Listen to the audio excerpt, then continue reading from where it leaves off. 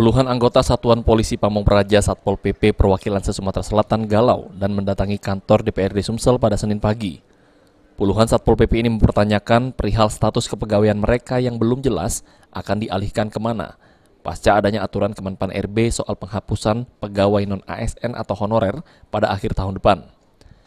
Ketua Forum Komunikasi Bantuan Polisi Pamong Praja Nusantara Sumsel, Musli, berharap dengan kehadiran dirinya beserta anggota Pol PP lainnya dari perwakilan 17 Kabupaten Kota se-Sumsel ke DPRD Provinsi Sumatera Selatan dapat menghapus kegalauan dari nasib para anggota Pol PP ke depan. Pihaknya meminta anggota DPRD Sumsel untuk dapat mengakomodir jalan keluar dari kegalauan ini sesuai dengan Undang-Undang Nomor 23 Tahun 2014 di Pasal 256 Ayat 1 bahwasanya Satpol PP adalah PNS.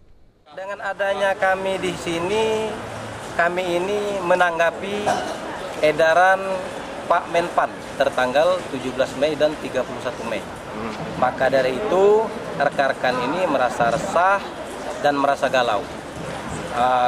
Pada akhirnya hari ini kami minta dijadwalkan bertemu dengan Komisi 1 DPRD Provinsi Sumatera Selatan agar kegalauan rekan-rekan di khususnya Provinsi Sumatera Selatan dan umumnya seluruh Indonesia bisa dapat diakomodir dan dapat sesuai dengan harapan apa yang kami dan kawan-kawan harapkan. Apa yang menjadi harapan khusus mungkin setelah dilakukan pertemuan nanti dengan pihak DPRD? Harapan khusus ya tetap terlaksananya amanat undang-undang, yaitu diangkat menjadi pegawai negeri sipil. Diketahui jika para anggota Satpol PP honorer ini dialihkan ke P3K, maka Satpol PP sendiri tidak termasuk dalam jabatan fungsional, sebagaimana tertuang dalam Perpres jabatan fungsional yang bisa diisi P3K. Sehingga anggota Pol PP se-Sumsel berharap ada penegasan dari pemerintah khususnya di pusat tentang nasib dan status Satpol PP ke depan.